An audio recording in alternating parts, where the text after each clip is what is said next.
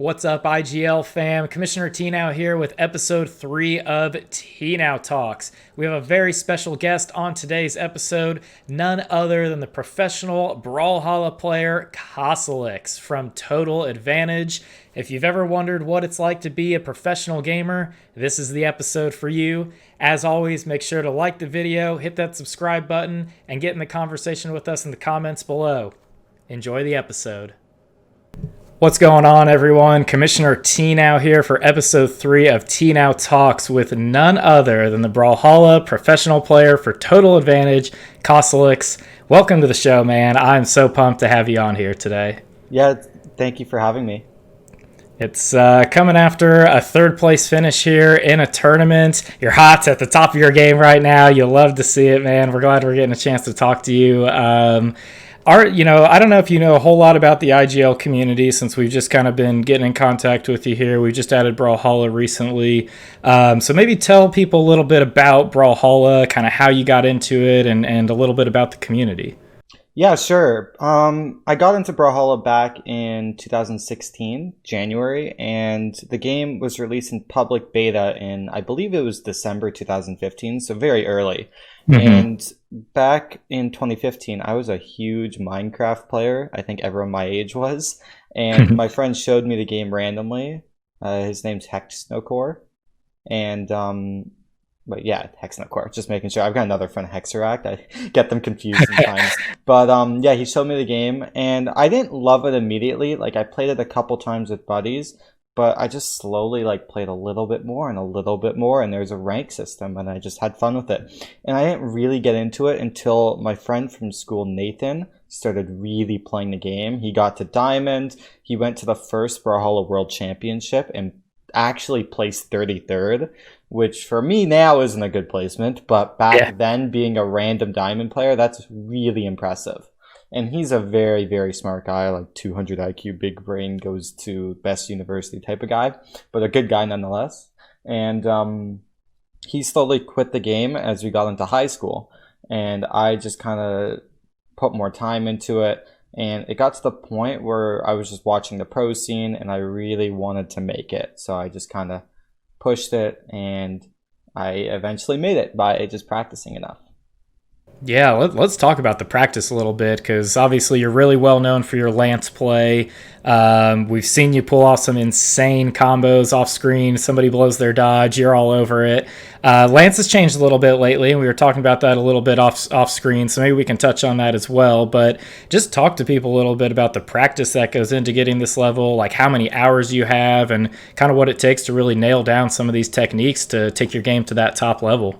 Yeah, when it comes to practice, I don't think anyone should be over practicing. I think that's one thing that a lot of people think, like, oh, I need to practice 8 hours a day every day to get to this level. But that's really not it. I got into the game early, and it's hard to get into games early. But the best possible thing is just a little bit of practice, basically, not necessarily every day, but like 5 hours a week minimum. And just kind of put more effort into it. And it's also good practice. So like constantly thinking, what could I do that improves my gameplay? Not just like playing nonetheless. You always want to be improving. And doing that over a long period of time, it's almost like going to school and specializing. The fact is you pick a main, you play it, and you improve at it over a long period of time to just get as perfect as you could possibly be. And I'm at the point where now I've been playing this game for 4 years, actually 4.5 years basically. And I think I've got 4,400 hours, which is a lot of hours. But keep in mind, it's not that much when you really think about it. If I'm playing it for like 4.5 years and I'm just constantly like adding hours into it every single week. But like like if you're trying to go pro at any sport like the NFL or something, it's no different. The amount of hours these professionals put into their work should be the amount of hours if you want to go pro. Like it's not necessarily 8 hours a day, but it's like an hour or two of good practice each day. Yeah, and I think especially with like Brawlhalla, the games, if you're just grinding ranked, that's so quick and it's easy to just keep hitting that ready button and not really think about what did I do in the last one that didn't work? What do I need to do? Maybe I should take time to review the replay.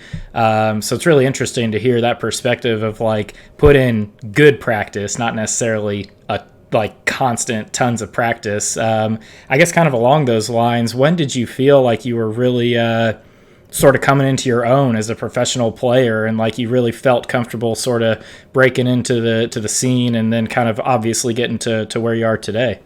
So throughout 2017, I hit Diamond in early 2017, and Diamond is about the top. I think at the time it was like top 3,000 players in the world, which is still very impressive, but not even close to Diamond.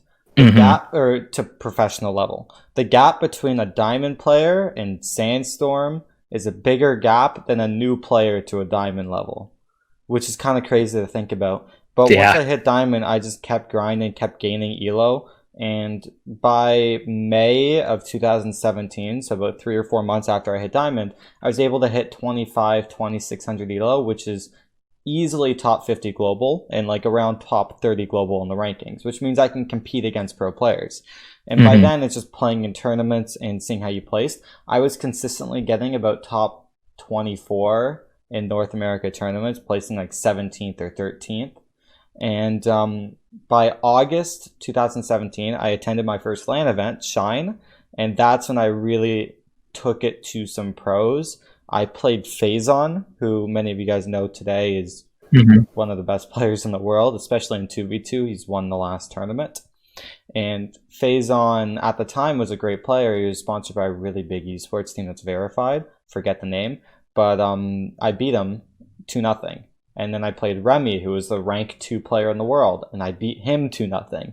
And I just realized that I could actually beat these pro players. And then I went on to play Wrench, and I beat him. And that was my first top 8. So that's when I really solidified myself as, okay, I'm no longer coming up. I am here, and I'm here to stay. That's awesome. That's a really great feeling, and it's good to see you continue to have success even here in 2020. In addition to being the professional, and competing at the highest level here in Brawlhalla, you're also a content creator. I know you've got a YouTube channel, you stream. Tell us a little bit about your content creation and kind of how you come up with different ideas for your channel. Because I've been perusing through your YouTube channel quite a bit since we've gotten to know you here, and you have some really unique and interesting ideas for a lot of your videos. Yeah, content creation is pretty hard. For the first like 2 to 3 years, I kind of just looked at my colleagues and I was like, what are they doing? And it's like a bunch of ranked gameplay or guides or collabing with friends. So I did that a lot. But back once quarantine started, about late March is when I really realized I want to put some more time into it. I have the time. Now's the time to take my shot at making this or into something. And I started looking, and this is how I come up with video ideas. Obviously, some random video ideas might come into my head while I'm brainstorming, but a good way if you're trying to get into YouTube, or at least if you already have a following and you want unique ideas, look at other scenes that are similar but not the same. Like I was looking at YouTubers like Laserbeam or Preston Plays, and I don't watch them, but I know how successful they are. I look at their most popular videos and I think, okay, what are they and how can I do that for Brawlhalla? Like, yes, it is copying, but it's more inspiring because these big YouTubers also got their ideas from somewhere. So it's not necessarily like, are you coming up with brand new ideas? Because it's impossible to come up with literally new ideas every single video. That is Mm-hmm. impossible. But it is possible to innovate, and it's not taking someone else's idea, but you kind of get what I'm saying, is you look at someone else's idea and you try and adapt it into your own niche, which is Brawlhalla. So some ideas of like, let me go to my YouTube channel just so I can give an example. But recently I posted a video exploring Brawlhalla's TikTok scene. And I saw that TikTok is getting a lot of trend in the news lately, especially in America. It's going to be banned or Mm-hmm. might be banned. I don't know. I haven't really been looking at it too much. But I saw, okay, people are talking about it, so let me make a Brawlhalla TikTok exploring video. And fun fact, the day after I uploaded that, Pokimane did the exact same thing. That's awesome. I'm not even joking. Literally the day after, Pokimane did exploring TikTok before it's banned. Like, no different. I titled mine a bit differently, but it's going to bring attention because people are going to look at TikTok. So it also shows you like people like Pokimane who might be seen as just Twitch streamers who just play video games. They really think about SEO and trends, and there's a lot of like numbers behind the scenes. Oh yeah, absolutely. Some other videos that I did because I saw other videos did well and I wanted to do a Brawlhalla version is I have a series. I've only posted 2, but I'm probably going to do more, where it's Brawlhalla's Got Talent. And the first video is a combo contest, and I think it's almost at 100,000 views right now. And obviously a video like that is inspired by like Discord's Got Talent. I think it's like Quackity or whatever. And so many Got Talent series. And like Quackity used Discord Got Talent from America's Got Talent. Like, it's just everyone stealing each other's ideas and then bringing them in their own way. That's all there is to it. So if you're a content creator and you want something unique, take it from others. Yeah. What I'm trying to say is, like, add your own spin, make it unique, but don't just straight up copy the exact same thing, unless if you do, obviously credit where you got it from. Yeah. Yeah, I mean, I think that makes a lot of sense, especially like, I mean, look at what we're doing right now, right? Like, I didn't invent the idea of a podcast or of interviewing somebody, right? But we're putting our own little spin on it. We're putting out content that we think is going to, engage with our community and provide some value to them. And to your point, that's kind of what it's all about. Is you don't have to necessarily come up with a new idea for every single video or every single week, but put your own spin on it, get it out there to your community, and make it something that's exciting to them, But yeah, talk to us a little bit about the professional team that you just joined, Total Advantage. How's that like signing to an organization helped both your career as a professional, but also as a content creator? Yeah, sure. So Total Advantage is right now, it's owned by Landon Huffman. And basically, I've been talking to Landon for months now, and he's been really supportive, and he's been a good guy to me. He's been really, like, he has a degree in like marketing and sponsors. I don't know exactly what that degree is, but before I signed, I was talking to him, and my goal on YouTube, or at least if I want to turn YouTube into something full time, is to get third-party sponsors. And signing with Total Advantage helped me get a huge sponsorship from XP Labs. Use code 10 Cosolix.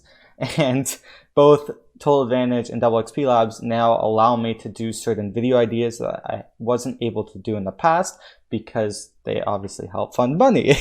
But some video ideas, like you see Mr. Beast put up millions of dollars in some of his, not millions in one video alone, but millions in a total of like even 3 videos. It's ridiculous. Yeah. But he doesn't do it because of just YouTube earnings. You need people to help support you. And signing with TA has been a great way it's been great for me because they reach out to brand deals and bring them to me. And I can also reach out to brands by myself. So they're not limiting me and they're only helping. So it's been really great being with them. That's awesome. That's really good to hear, and definitely excited to see. I'm sure they've been excited to see how well you've been doing recently. I mean, they had 2 players in the top 8 with you and Wrenched here in the most recent tournament, so that's really great. It's really great to see, orgs get involved in the Brawlhalla scene. I mean, I know there's a handful of them. I imagine we'll be starting to see more and more get involved as it only continues to grow here. Especially with viewer rewards that happened this tournament. Yeah. The viewership was at 35,000 for the whole tournament yesterday, which is 35 times more than last tournament. Yeah, it's insane. I mean, I've got it open on a tab right now for those rewards, and I was watching the tournament yesterday, the European one's going on as of the recording of this video. It'll all be over. But I think when this podcast comes out, I believe the 2v2 tournaments will be going on that weekend. So you definitely make sure to tune in, check that out, which I assume you'll be playing in, correct? Yeah, I should be teaming with Wrenched. Awesome. We'll be excited to watch and cheer you on here. Talking a little bit about tournaments, I guess. You've been to BCX a few times, and I know we've kind of talked about lands and events a little bit, but kind of talk us through what it's like competing in something like that and how you sort of prepare for that final stage there. Yeah, competing at BCX is one of the scariest and best feelings of my life. Yeah. Obviously, it's the World Championship, so they put a lot of pressure on you to compete at your best possible level, and it's hard to do that every time. I've competed at 3 BCXs now. The first one kind of felt weird. It was a really great tournament, but I wasn't at a point where I could consistently call myself a top player. I was definitely a professional. I was making money, but I wasn't in the top 8. I placed 17th, and I played against a player who was ranked 1 in the whole world in losers bracket, so I got kind of annoyed by that. But anyways, the tournaments are obviously very scary at BCX, but you just got to play them as any other tournament. The more you go through BCX tournaments, the more you realize that there's another one next year, and obviously, like, you don't want to wait a year to play at your best level, but like, you shouldn't be practicing any different from BCX as any other tournament. Like, if I'm placing top 3, which I did this weekend at Low Tier City Midseason Championship, then I should be able to place top 3 at BCX if I practice the same way, right? Like, people can't really practice necessarily harder. They can just practice more, but that can be both good and bad depending on how much they practice and how they practice. So as long as I just practice the same way I've always been practicing, and every year my placements have just been getting more and more consistently higher, slowly, but for sure getting better and better. So going to BCX, I practice the same way. I'm always looking to improve, and it's really just specializing and making my gameplay as efficient, as perfect as possible. That's really great to hear. And we talked about practice a little bit earlier as well. So kind of along these lines is what does, I guess, you don't have to tell us all your training secrets and whatnot, but just in general, in like the Brawlhalla professional community, what does good practice look like? Does that just mean getting in ranked and really going at it against some of those high elo players? Does that mean setting up scrims? What is it? What's it kind of looking like in the general community? I think good practice is hard to come by these days, especially since everything's online. A lot of players are demotivated. But when it comes to good practice, there's a lot of ways to practice in a way that's going to help you. But how I do it personally is earlier in the week, I'll just play ranked just to build up good habits. And whenever I think of something that I want to change, I'll write it down. And whenever I'm competing, I can look back on it and be like, oh, I got to remember to do this, And there's 2 things that I like to do when coming up to tournaments. Number 1, I like to compete in community tournaments. Often these tournaments will be held for $100, $150, sometimes more. And these tournaments do have pro players. So winning these smaller tournaments is a great way to build up confidence as well as get some good experience for the official tournament. And number 2 is I like to spar the top players. You don't want to be playing people that you beat. And I know that, like, let's say you and your friend like to play against each other, but if you're beating him constantly, you can't learn unless you lose. And I'm not saying you should be playing someone that you literally can't beat, because then it's almost impossible to see what you're doing wrong because you're doing so much wrong.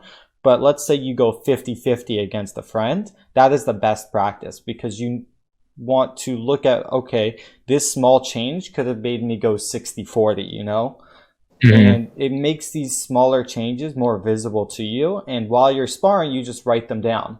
Especially, I like to write down notes on who I'm playing against. So someone like Cody Travis or Sandstorm, just so I can remember for the next time. So I can go into this with expectations, because people aren't going to completely change in the matter of a couple days if you're sparring them a couple days before a tournament.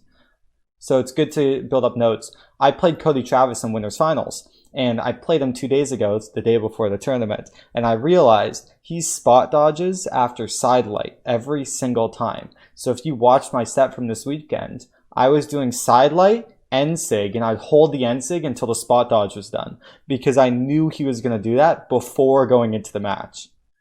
It just gives you a small advantage, but those small advantages can sometimes make the set. I sadly didn't win, but I had a ton of momentum and I felt good playing against him. That was actually something that got pointed out a lot on the broadcast because I was watching it, as a viewer, and the commentators were really complimentary of your side light to end sig and how you were holding it until that spot dodge was over, and that confirmed a lot of kills for you in the matches that I was watching. So it's good to see that. Habits. Yeah, it's good to see that the training paid off though. There's been a lot of cool things going on with Brawlhalla. One thing that I did want to touch on that I don't think we put here in the script was just the introduction of the greatsword. There's a brand new weapon, a new character in Jae Yoon.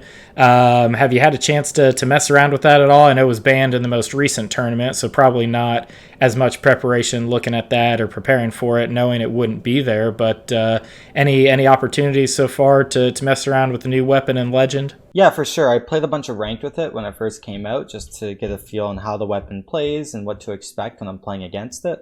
But I still don't even know. I don't know how good this weapon is until I see it in tournament. I keep seeing some really broken combos that are basically just infinite black hole strings that remind me of Cannon, so I get a little bit of PTSD from that.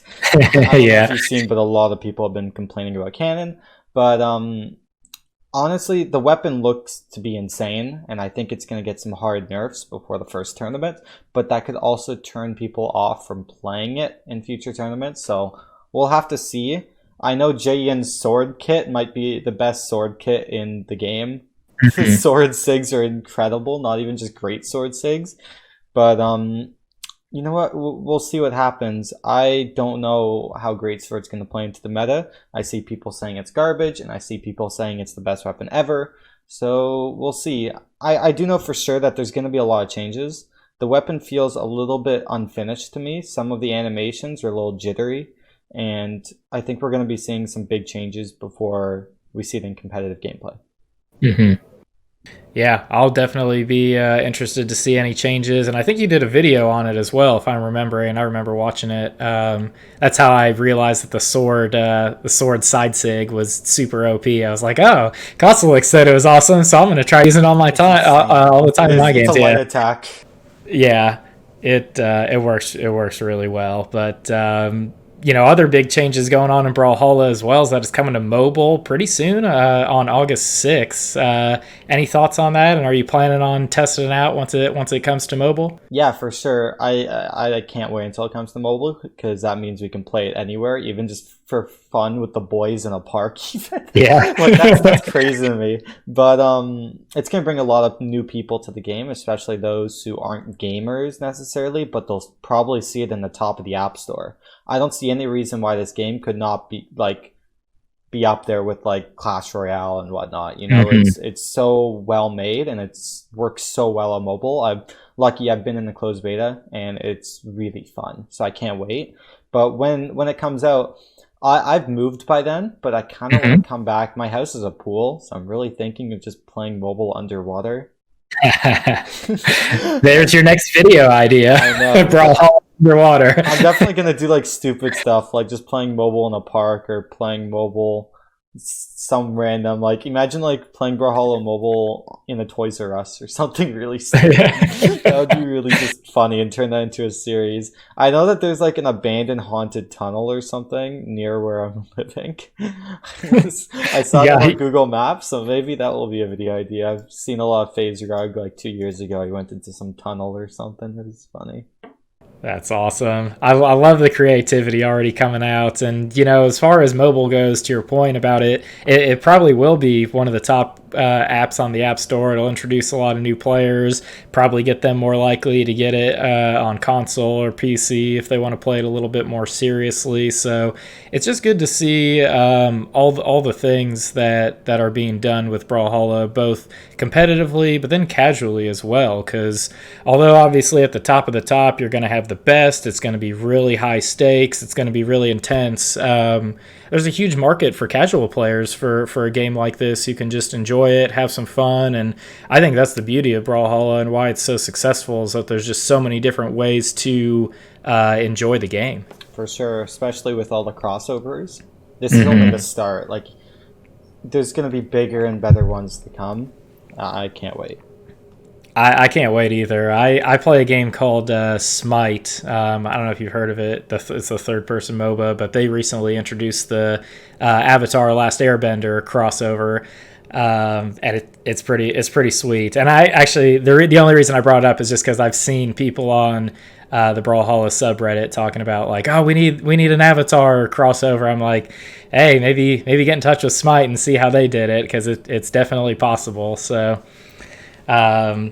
We've talked a lot about Brawlhalla, but let's talk about like some. If you play any other games outside of Brawlhalla, is there anything that's kind of catches your eye in your free time, or any other games that you enjoy competing in? There's a couple of games that just catch my eye, and then I play them for like a couple weeks max, and then I end up dropping them. But I've been playing Splitgate just casually for a little while. I don't have that many hours in the game, but I find that very fun. I'm just kind of waiting for that to take off. It's coming to console. And if it does eventually get bigger, I'll make videos on it, and I'll be the first. Like, one really good thing about YouTube, especially with gaining subscribers, is YouTube organizes the search lists. Like, if I am to search up Brawlhalla Lance Guide, it organizes that search result by two factors, which is subscriber count and also recency. So if a new game comes out and I make a video on something people happen to be searching up a lot, then I will be at the top of the list because I have 85,000 subscribers. So I'm obviously keeping my eye out on new games coming out, because if I have the option to turn into like a ninja of a different game, then it might be worth it. Like, Ninja got so big in Fortnite, not because he was actually the best player in the world, but because he was good at the game. And he was already big because of Halo, and he was the first one in Fortnite, or one of the first big players. And if you're lucky enough to be one of the first in a game that completely takes off, like you almost like need a minimum of like, let's say 50,000 subscribers. Then you get prioritized by YouTube, and if you get in early, you could have a career like for the rest of your life. Like, Ninja has made millions by signing a Mixer, and then the contract gets voided and gets the money. Yeah, I mean, he made. We did a video on that as well. He made like I don't know if it's ever been officially confirmed, but based on the reports that were going out, I think he got 30 million for those 6 months, which is just, I mean, that's insane. Like, I'll take that, please. Like, like, it's funny. And he, like, to your point, he's an icon now. I mean, everybody knows who Ninja is. He's one of the biggest names in gaming. Yep. And I distinctly remember years ago, right before Ninja was huge with Fortnite, my roommate at the time was really getting into Fortnite, and I don't play it, and I never did, but he liked it a lot. And so when I was on Twitch, I think Ninja was on the front page, and he had like 2,000 or 3,000 viewers. Like, this was before he blew up, and I started watching him a little bit, and he was really good. And I told my roommate, I was like, hey, have you heard of this Ninja guy? Like, he's really good at Fortnite. Maybe you should check him out if you're interested in the game. And then like 2 weeks later, he's the Ninja we know today, So it's just his jump to that level was just insane, because like you said, you get in early, and you kind of become the face of that game or that community. It can do wonders for your content creation career. Do I remember seeing a tweet from you about being actually ranked in Splitgate? Oh yeah, that was funny. There's not that many people playing Splitgate, but I think right when the rank system came out, like for the first week, I was playing a lot of duos, and I was like ranked like top 50 or something in the world. That's awesome. It has like 150 average players on at once, but this is like global leaderboard, so I was pretty proud of myself. I don't think I'm actually that good, but if the game were to ever get big, I'm definitely in a position where I'm good enough to show people I can actually play the game pretty well and reach high ranks. So I'm just kind of waiting to see if that game takes off. And if it does, I'll make content for it, and then I'll become a pro Splitgate YouTuber. Nice. We'll see. Well, I'm doing the same with other games. If I ever see a game, I looked at Quantum League, and you guys have like a circuit or the little tournament series with them in a way, or leaderboard. But I was looking at that game, and like, it's such a cool idea. And if it does happen to take off, I'm definitely down to play it. but the players just aren't enough for me to be playing it as much as Splitgate, sadly. Mm-hmm. Definitely, yeah. I mean, you got to go where you think it's going to be best. I think right now Quantum League's in early access, and like you said, we're running a league for it, and it's going pretty well. So we're excited to continue to be working with them and see how they keep developing the game and stuff. Because it's a really unique concept. I've never seen anything like it, and I think it's got a ton of potential, and we're happy to be working with them on that. We didn't talk about this when we were talking about Brawlhalla, but I know it kind of sparked my idea to try to chat about this a little bit when you mentioned Splitgate coming to console, because you do play using an Xbox controller. Is that primarily like what you use to game then, or are you? No, Yeah, go ahead. it's just because Brawlhalla is a fighting game. Sure. I found it easier to play with a controller when I first started than keyboard. It's easier for me with movement, especially I use a lot of dashing in my gameplay, and I find it incredibly easier on controller. And I think anyone who's getting into Brawlhalla, it is easier to dash in directions and whatnot and control it all with controller, because obviously with joystick you're just going left to right, but with keyboard you need to press A or D, and it's not as ergonomic sound. I don't know, like my head just can't really get around with my index finger being left and my pointy finger being right and whatnot. It's not as easy as just flipping a joystick, because I grew up on controllers and consoles, and I think we all have. So it's just Brawlhalla, and I think most fighting games I'll be playing controller. Same with obviously Smash, but even if anything comes out on PC, I remember Brawl Out was pretty big for a tiny bit and then died. But yeah, that's just Brawlhalla only. Only a madman uses a controller for FPS on PC. Yeah, there's a lot of debate right now, though. I actually I was reading about Apex Legends in some of the recent tournaments. Some of the pros are using a hybrid where when they get into fights, they'll use the controller for that aim assist, but like looting and movement, they use the mouse and keyboard. So it's not something we'll dive into now, but it's a really interesting trend to kind of keep an eye on here with some of these different games, because there's always been that lifelong debate of controller versus mouse and keyboard. But yeah, I don't know, kind of you mentioned growing up with console with controller. I did that as well myself. Since we're kind of taking a trip down memory lane here, what were some of the first games that you ever played? The first game I played a bunch of like small light games, but the first game I really played, and not competitively or multiplayer, but I played this super casually, it was Halo. I had all the Halo games, and I played the campaigns like it was a movie. And I remember almost every level in Halo 2. That was my favorite campaign.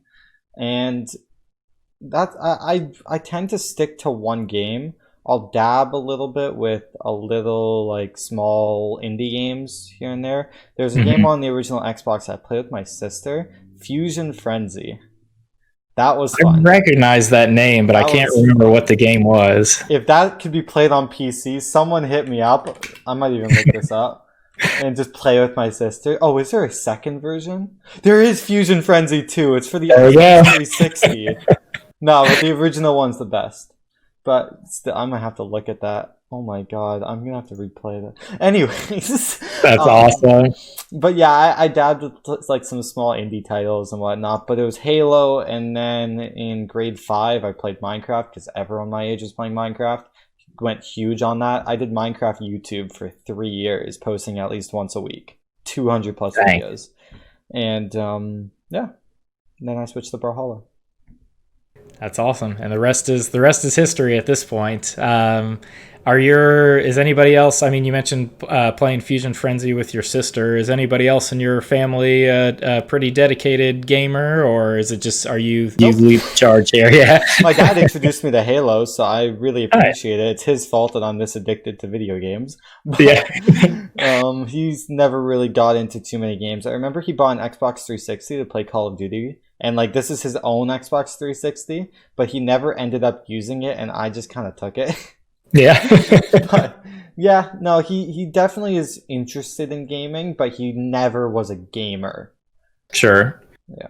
Have you gotten him trying Brawlhalla at all, or anybody else in your family for that matter? I tried teaching my sister a little bit of Brawlhalla, but I don't think she fundamentally understands how video games work. Sure. So she kind of moved, and I'm like telling her, "Oh, you're going to the left." I think she just wasn't even looking at the screen and just kind of moving randomly. Maybe, I don't know. That's hilarious. Oh wait, because that was a video, wasn't Yeah, it? You she was did a a good video. sport. It was fun. Yeah. People, it has like 50,000 views, which is a That's pretty awesome. good amount for my channel. Well, that's great that your family is really supportive of what you're doing, and that they can kind of at times get involved with some of your content and stuff. Because that's always really good to see, and I'm sure they're very proud of you and everything you've accomplished here with your career. So it's great to see that. And in terms of of our relationship here, with how we've kind of been working with you a little bit to help promote Brawlhalla. It's newer to IGL. We just added it this circuit. We're really excited to have it in, and we're looking forward towards more things with Brawlhalla for the future here. And I know the answer to this question, but here maybe for our audience, let them know kind of how you heard about us and how we sort of got in contact. Yeah, I used to be with SxD Esports, which is a local esports team. I live in Toronto, and one of the co-owners, Chris Lama, introduced me to you, and it's been history since. But he's introduced me to a lot of I wouldn't necessarily say small. You guys are pretty big, but companies local to Toronto or up and coming companies in esports, and I really appreciate all the stuff Chris has done for me. Yeah, and that's kind of part of the reason I wanted to ask that question, is to give the shout out to SxD, or to Shattered Dreams Esports, because Chris has always been really involved with the IGL community and has done a lot of great things for us, and we love working with him. And was that actually one of the first teams that you were a part of? Kind of. To find one of the first. I've been floating every 6 months between esports teams, and usually for bad reasons when it comes to esports teams. I'm sure I don't know if the viewers watching know this, but esports teams are not the greatest business if you're looking to make money. At least at first. It takes years to actually make anything. You might get really lucky sometimes, but very rarely. And most of the teams I've been with are no longer here today. I was with some small clan kind of teams, or a couple people are hey, let's make an esports team. But the first real team I was with Impact Gaming, who was actually pretty big. I was with them for 1 week. It was a trial thing. They offered a contract. The contract was not what my family wanted to sign. Sure. And then I went to Born Esports and a couple other small teams that kind of just showed up and died because I didn't know. But I won a tournament with Born, and the owner is really nice, Cyrus. I don't know if he's watching this, but that's no longer an esports team, or at least an active one. And then I was with Lethal Gaming, who's actually very big, but I competed once under them, and then the owners just kind of left and didn't tell me. Uh-oh. I think they either sold it or something, because Lethal Gaming is still some Spanish esports team now for Pokemon Go. Different owners, okay? But, interesting. Yeah, and then I signed last year with Halo Klein, and the owner of that used to be a manager at Tempo Storm. So that was looking really good until they dropped all their players. So yeah, my contract did it expire? I don't think it expired. I think they just stopped funding everyone. Well, it's really interesting to see kind of the what goes on behind the scenes here, because I imagine most of our viewers and most of the people in the IGL community are more casual players, right? Video games is a hobby. Within IGL, you compete against people at your skill level, and it's good and fun and all that, but it's not what you're going through, right? It's not the professional experience. It's not those high stakes tournaments. So it's really interesting to kind of get an insider look into what some of that can look like behind the scenes. I guess thinking about, though, some of the people that are competing in IGL, I know we talked a little bit about how you've prepared for tournaments and whatnot, so maybe we don't need to rehash everything here, but just if you have any advice for people kind of competing in IGL and as they're working their way through the regular season and into the playoffs.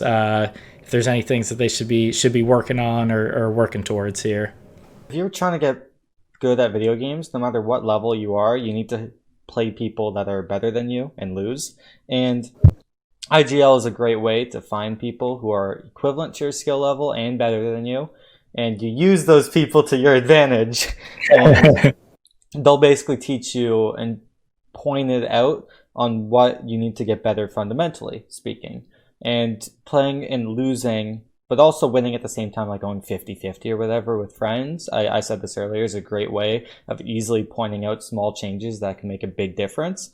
And eventually, if you win an IGL's leaderboard and league, then go to the next level and try and look up tournaments or whatnot. And it's really just, you gotta find people who are equal or better than you by a bit and just learn to beat them. And if that's IGL, then play an IGL's league.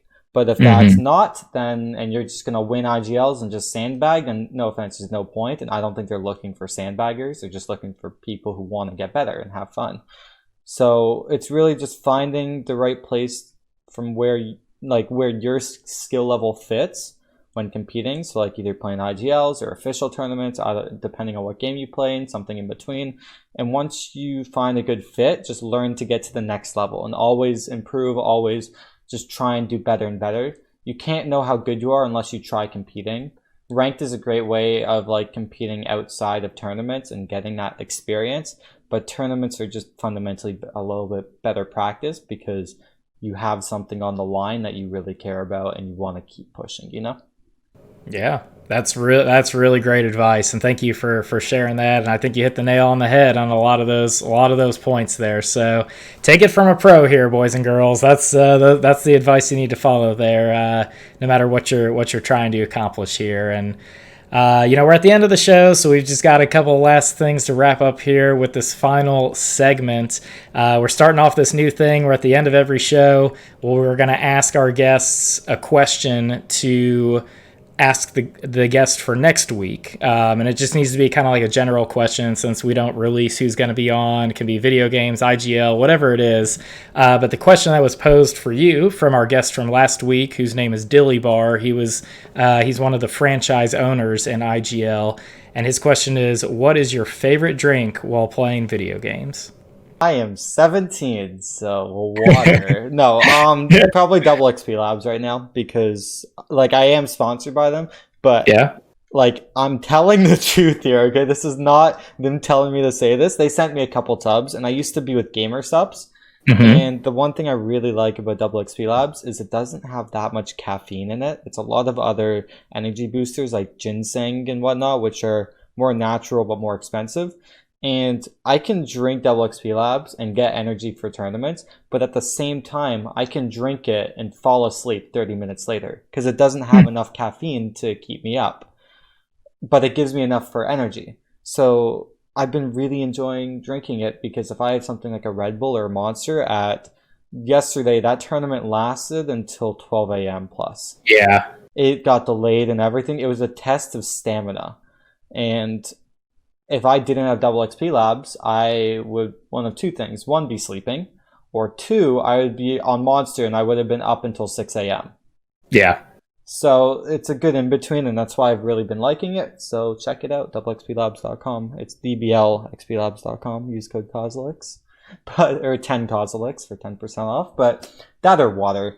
Like, I'm not old enough to drink. Give me 1 month, and then if I go to Quebec, the legal drinking is 18, so then ask me in a month. Yeah, we'll circle back with you for that one. That was interesting that the immediate thought could have been like towards alcoholic beverages, is because we talked about that on the show last week. We were like, some people, maybe they just like having fun and having a beer or something. Of course, if you're old enough, right? And like other people, maybe they've got their Mountain Dew or Gatorade or water, like whatever it may be. So it was cool to hear your option. And we definitely need to get the link for you and the promo code for Double XP so that we can put it in the video description so you guys can check that out.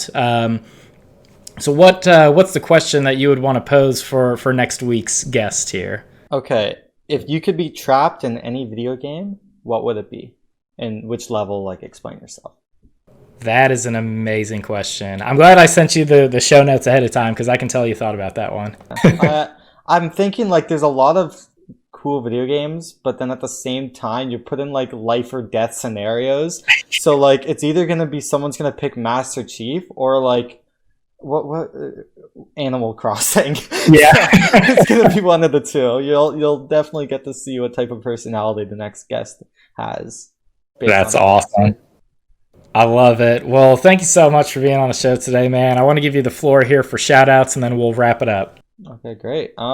Check me out, Cosolix. Literally any social media, look up Cosolix. The only thing I'm not Cosolix on is Minecraft because someone took the username Cosolix, and now I'm CosolixYT. But yeah, just check me out on any social media platform you use, and I'd really appreciate it. I post Brawlhalla content, and sometimes I'll dab with other games sometimes. Love it. Well, thanks again for joining us on Tnow Talks. And like he said, you know where to find him now. So the IGL community, I want you to check him out. Make sure to keep up with the latest here on IGL as well via all our socials. That's in the links below. Cosolix information is in the links below as well in the video description. So check all that out. Appreciate everybody tuning in. And we'll see you guys next week for another episode of Tnow Talks. Yeah, thank you so much, Tnow. Glad to have you, man.